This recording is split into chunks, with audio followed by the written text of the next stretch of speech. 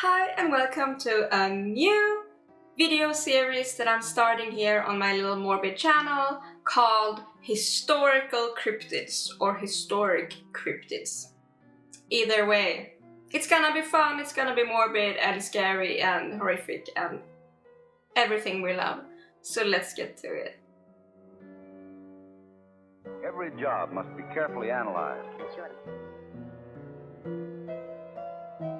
London, 1837.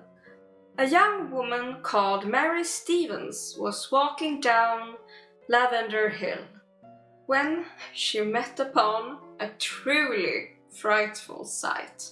Before her stood, as many later would recall, a man dressed in a white tight garment, a black cloak, and a helmet.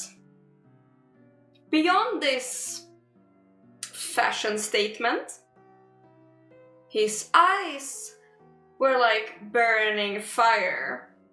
His hands were either growing metallic claws or he had like gloves with metal claws. We're not very sure on that particular thing. Also, very tall, thin, and they could see that he was aristocratic, a gentleman, although a diabolical one, either a demon or a weird man. This interesting gentleman proceeded to grab a hold of our young woman, clambering onto her, and forcefully started kissing her. She would describe that his clawed hands were cold and clammy like that of a corpse. Naturally, she started screaming loudly. Bystanders heard, but before they could come and rescue poor Mary, our unknown assailant just sprung away. He literally jumped inhumanly fast and high away from the scene. Almost like he had shoes with springs under them. Thus, his nickname became Spring-Heel Jack. After that, Spring-Heel Jack started popping up here, there, and everywhere, causing chaos. He would at some point jump in front of a carriage with a horse and scare it so that a big accident occurred. But then again, he just jumped away before anyone could take him. His target audience was women that were out alone or at home alone.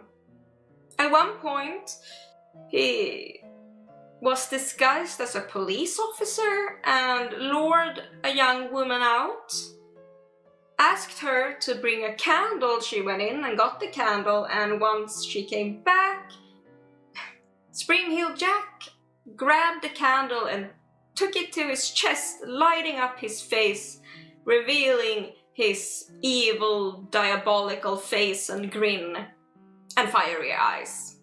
At this point, the woman also said that he was breathing fire, but not any fire, blue fire. So, a demon or just a very agile prankster?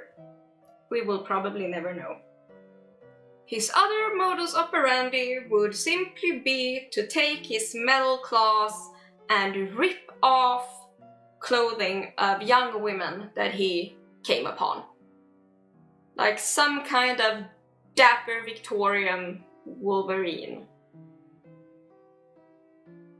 But at the end of all these mischievous pranks, he would jump off into the night before being caught, and everyone would just hear his maniacal evil laugh, high-pitched evil laugh even, lingering on into the night.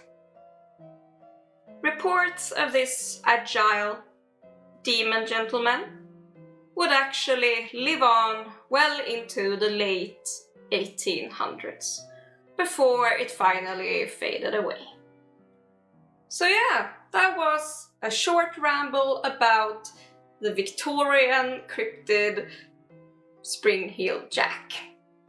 I have a whole list of weird cryptids to go through that are from ancient times until a little more modern. If you have any ideas of cryptids I could talk about, leave them down in the comments. Also, just like and subscribe and help me get to 2000. I know I'm being very naggy about that, I'm so sorry. Hope you enjoyed it, and giant thanks to my Patreons. You mean so much to me. Love y'all, and stay amazing, stay hydrated, most of all, stay morbid, and I'll see you soon. Bye bye!